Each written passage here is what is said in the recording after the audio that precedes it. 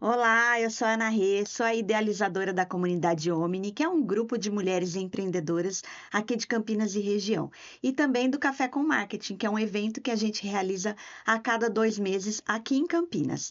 O podcast Vozes Omni é um podcast para dar voz para as integrantes da comunidade Omni, e hoje eu estou aqui com uma convidada que é integrante da comunidade, que é a Sônia Zerbinati, advogada, e ela vai explicar melhor quem é ela. Então, Sônia, muito obrigada por ter aceito o convite, por estar aqui participando comigo desse episódio hoje. E eu queria que você começasse falando quem é Sônia, o que você faz, serviços que você presta, como que funciona. Ana, primeiro eu queria agradecer, é um prazer enorme estar aqui com você, né, nesse momento do Vozes Omni, que é um projeto novo da comunidade Sim. Omni, que já é maravilhosa. E então, eu vou me apresentar, né? Eu sou a Sônia Zerbinati, eu sou advogada trabalhista empresarial. Aí eu atendo as empresas, ajudando as empresas a aplicarem as leis trabalhistas. Eu tenho meu escritório no Cambuí, aqui em Campinas, atendo há 30 anos, ajudando as empresas, e tenho a parceria com outras 2 advogadas também, que agora estamos formalizando aí uma sociedade, são amigas de infância, que nós nos unimos para atender os clientes de uma forma mais abrangente em outras áreas, né? Então, tem a Laura, que atende a parte de contratos, ela é especialista em contratos, e previdenciário, aposentadoria, e a Ana Flávia na parte de especialista em direito de família, holding familiar, inventário, pensão. Então, nós unimos as forças, né? Porque existem empresas e pessoas, né? Então, a gente acaba usando a expertise das 3 para atender melhor o cliente. Para ficar mais completa, né? Isso. E você sempre trabalhou na área trabalhista? Na verdade, na época do estágio, porque Conta a sua trajetória pra gente. Vamos lá. Eu entrei na faculdade em 90, né? Na época que não tinha nem internet, né? Eu falo que a internet chegou no Brasil no ano que eu me formei, em 94, né? Mais de 30 anos. E eu já desde o começo da faculdade, eu já fiz estágio num escritório aqui em Campinas, e era na área civil o escritório, né? Eu não tinha nem contato com a trabalhista. Mas aí, depois que eu me formei, logo depois eu já abri o meu escritório como sócia. E por influência do meu marido, que é da Justiça do Trabalho, ele é servidor da Justiça do Trabalho do Tribunal aqui de Campinas. Na época a gente era namorada ainda, fazíamos cursos juntos, eu queria ser juíza, fiz vários concursos, né? Porque Outro foco. Era outro foco. A minha ideia era sempre fazer justiça. Né? Então, aí por quê? E o porquê do direito do trabalho? Porque envolve empresas e pessoas, né? Então, acaba tendo essa questão de fazer a justiça e trazer os direitos dos trabalhadores, mas também, por outro lado, evitando riscos para as empresas, porque se ela cumpre os direitos dos empregados, ela não vai ter um passivo trabalhista no futuro. Então, unindo as 2 coisas, eu acabei optando pelo direito do trabalho. E aí você virou para o lado das empresas, né? Sim, sempre. Porque tem o direito do trabalho que defende o trabalhador, né? E aí, assim, é o que eu falo, eu acabo de uma certa forma até defendendo os direitos dos empregados, porque a orientação para as empresas é que elas apliquem as leis de acordo tem as leis, tem várias leis, né? Tem as leis federais, né? Que é a CLT, que é o que todo mundo conhece. Aí tem as leis estaduais, do estado de São Paulo, por exemplo, o feriado de 9 de julho é uma lei estadual. Então, se a pessoa trabalhar no 9 de julho, com um empregado, a empresa tem que pagar lá a hora extra para ela, enfim. E tem as leis municipais, que também vão determinar que dia é feriado e que dia não é. Né?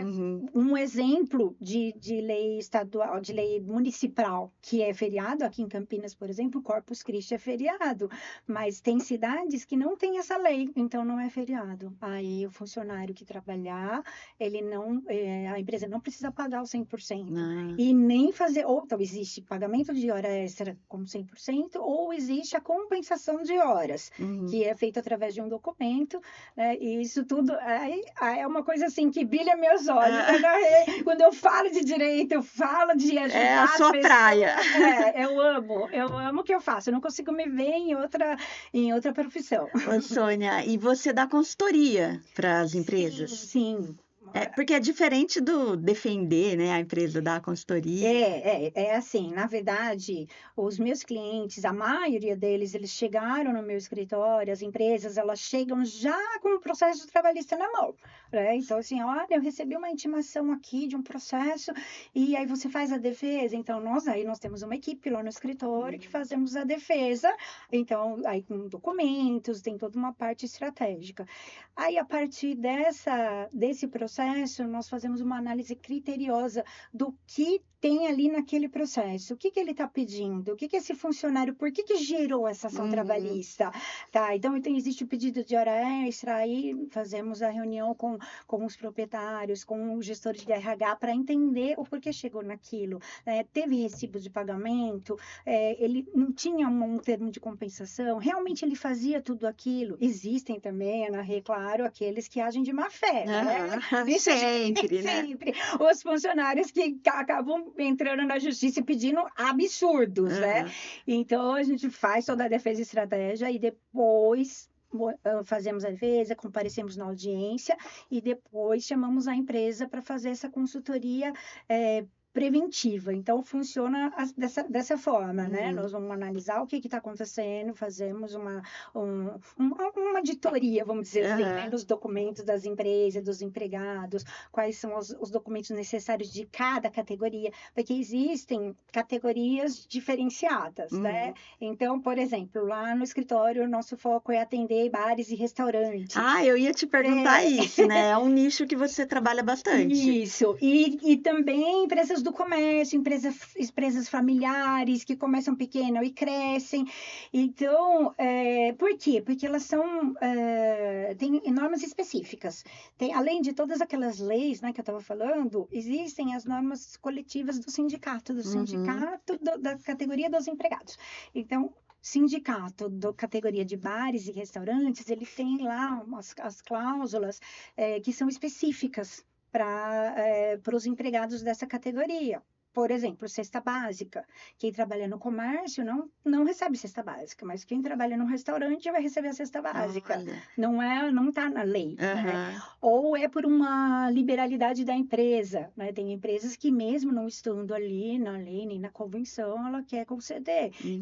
Eu tenho um cliente que é um restaurante e agora ele está implantando na empresa dele vários benefícios para os funcionários. Um deles é o plano de saúde e o plano odontológico. Que legal. E isso não está na Aham. convenção Ele coletiva. teoricamente não seria Não obrigado seria a obrigado fazer isso. a colocar, Que né? legal. Seguro de vida também ele vai implantar. Então, Uhum. vários benefícios ali que aí depende de cada empresa. Aham. E aí, assim, qual é até uma orientação nossa de melhorar, né, de colocar benefícios para os empregados, tanto da nossa equipe do escritório, como uma empresa parceira do escritório, que é a Otus Consultoria, que É. faz a consultoria de gestão de pessoas. Tá. E eles, porque existe muita rotatividade, né? Hum. Assim, vamos dizer, no modo geral, a maioria dos meus clientes, mas em bares e restaurantes, Muito. muito, né? E, assim, existe a troca constante, né, de funcionários, eles não param, né? Uhum. E aí, um meio, né, um modo de você conseguir, né, o dono do bar, do restaurante, conseguir reter um funcionário, né, ou manter ele lá, é fornecendo benefícios. Uhum. Então, assim, É um benefício é um atrativo, né? atrativo para o funcionário. E ter, claro, regras claras, então tem regulamentos que nós elaboramos também, que é o regulamento interno, o código de conduta, com Uhum. todas as regras da empresa. Aí eu costumo falar até assim, que tem coisas que não precisariam nem estar escritas, São que óbvias. são óbvias, mas tem que estar lá. Olha, é proibido usar o celular durante o horário de É. trabalho, né? Use o celular no horário do almoço. almoço. A gente precisa escrever isso, Deixar né? claro. Teve um cliente lá, um restaurante, que nós tivemos que escrever que era proibido ele fumar durante o horário de Ah, o trabalho. Como assim? Né? ele Assim, dava uma paradinha para fumar. uma fugidinha no horário de trabalho. Poxa, bom, primeiro que em qualquer lugar, né, é Não proibido é fumar, legal, não é legal em nenhum trabalho. Em restaurante piorou, né? Ele Nossa. vai estar fumando ali, vai chegar para atender o cliente, ou um garçom, ou às Ah, vezes até alguém da cozinha. Então, sim. precisa tomar é Complicado. bem complicado. Então, precisa ter essas regras claras, né? E É. aí evitam inúmeros problemas, Uhum. até problemas de conflitos, né? Porque se está escrito ali que as regras são essas que têm que ser cumpridas, né? Então, o Tem que ser horário de cumprido. trabalho, se vai a outra situação que é específica de bares e restaurantes são trabalhos em domingos e feriados, né? Que não Sempre gera uma polêmica, né? muito De hora hora extra, né? extra. E aí tem todo, e aí nós fazemos esse trabalho assim, personalizado, de ver a necessidade de Uhum. cada E é restaurante uma específico. orientação mesmo, Sim, né? Que uma vocês dão. orientação para ele aplicar corretamente. Uhum. Porque se ele aplica lá corretamente, né? Ah, como é que vai ser? O horário de trabalho é esse, vai trabalhar domingo, vai trabalhar feriado, então ele pode dar uma compensação extra na semana, né? E Uhum. aí tinha clientes que estavam pagando a mais, dava dando 6 folgas porque o cara trabalhou no feriado, né? O Ah, funcionário trabalhou no feriado. Então, assim, daí a gente vai ajustando. Eles conseguem até reduzir custos que bom, por né? conta disso, né? Dessa orientação, e eles ficam mais seguros, né? Ficam Eu mais imagino. tranquilos. E me fala uma coisa, mas você não trabalha só com bares e restaurantes, trabalha também com comércio, com Sim, sim, com outros negócios. comércio, lojas, nós temos empresas que são ótica, tem empresas que são rede de supermercados, nós atendemos também. Então, assim, eu falo que a partir de 2, 3 funcionários já vai precisar de uma orientação, ou um só já Aham, já, precisa, né? Já precisa de orientação, porque tem as regras elas funcionam para qualquer um. uhum, Tem um funcionário registrado, vai precisar de já tem regra. orientação, né? Uma funcionária, eu tenho lá no meu escritório uma secretária, então ela já tem que seguir todas as regras de segurança do trabalho, então tem vários documentos que são obrigatórios. Eu preciso ter, eu tenho uma funcionária só, mas eu tenho que ter todos os documentos, Uhum, né? Que são aquelas letrinhas lá da segurança do trabalho, sim. PCMSO, o PGR. Então, são documentos que são de prevenção de acidente do trabalho também.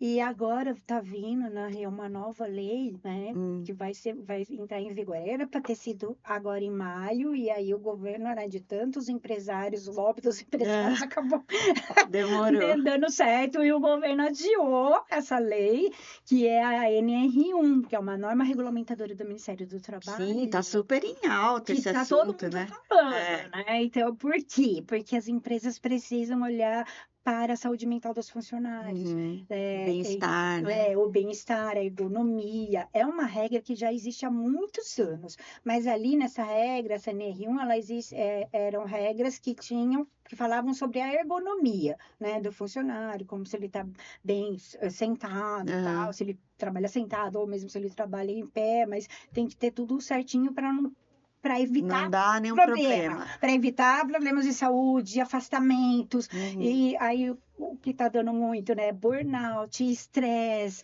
por conta disso. uhum. E outras situações que estão acontecendo nessa questão da saúde mental é o assédio moral, que são os líderes, até os sócios, donos da empresa, que vão exigir muito do funcionário, assim, metas exageradas, Cobranças cobranças indevidas, né? indevidas, enfim, e aí acaba sobrecarregando Aham. o funcionário. Sim, no começo você falou, né, que normalmente as pessoas te procuram quando já tá Quando com o já problema. estourou, quando já Eu ia estourou. te perguntar se É. normalmente procuram por uma coisa preventiva, mas você já respondeu que Na normalmente não, né? verdade, E tá mudando um pouquinho isso, sabe, Ana Rê? Porque as pessoas estão tendo consciência da necessidade da prevenção.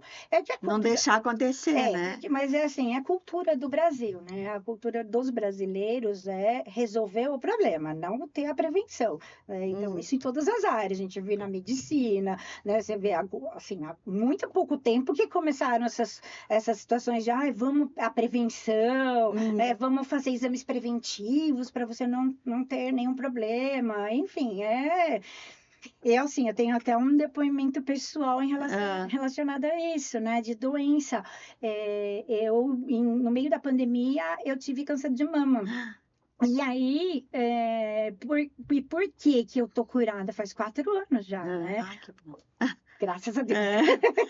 Mas o que aconteceu? Foram exames preventivos. A minha mãe tinha tido câncer de mama, a minha tia também.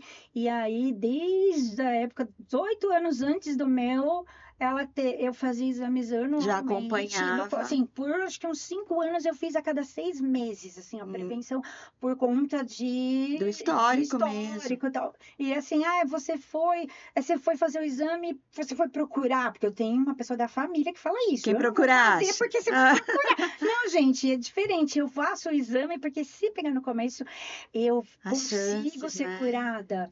Então, ele tinha menos de 1 centímetro, retirou só 1/4 da mama. Então, assim, a prevenção, você vê mesmo acontecendo comigo, né? Na minha família, a pessoa ainda fala, olha, não, eu não vou atrás, eu não quero. Então, é uma cultura essa questão da prevenção. E acho que no geral, né? Para tudo. Sim, em todas as áreas. Sim. E aí, então, mas as pessoas estão mudando. E aí, esse ano, eu tive um cliente que me procurou para a prevenção. Então, assim, eu falei, olha, foi a grande alegria, assim, uma realização Tá mudando, pessoal. né? O cenário tá mudando. Eu falei, olha, que bom, né? Então, agora eu tenho clientes que estão procurando pela consultoria trabalhista preventiva, para evitar processo. Mas ainda é muito difícil mudar esse cenário. É uma luta. É um grande desafio. Porque é uma mudança de cultura, né? Sim. Então é difícil mesmo. Sim. Ô, Sônia, eu ia te perguntar, o que mais acontece, assim, quais são os erros mais frequentes que levam a empresa a ter um processo? O que mais chega para você? Olha, o grande erro das empresas é trabalhar na informalidade. Então, assim, ela contratar empregados sem registro, né? O que é muito comum hoje em dia nas empresas é contratar funcionários que estão recebendo seguro-desemprego. Os empresários, eles acabam aceitando isso por falta de mão de obra. Né? Então, não, mas eu preciso... Ou ele vai vir recebendo, vai ficar aqui sem o registro, trabalhar sem registro, ou ele nem vai vir, ele vai esperar os 6 meses para depois ele vir trabalhar aqui. Então, eu aceito ele aqui, trabalhando comigo. Aí ele continua recebendo Aí ele continua recebendo do governo seguro-desemprego e aí aqui ele fica recebendo por fora. E isso é um grande risco, né? Na verdade, não é uma situação muito boa aceitável para os empresários, né? Isso é uma briga constante, inclusive com os meus clientes.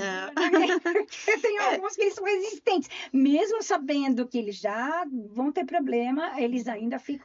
Porque o argumento deles é esse, a falta de profissional. Aceitar, eu fico sem.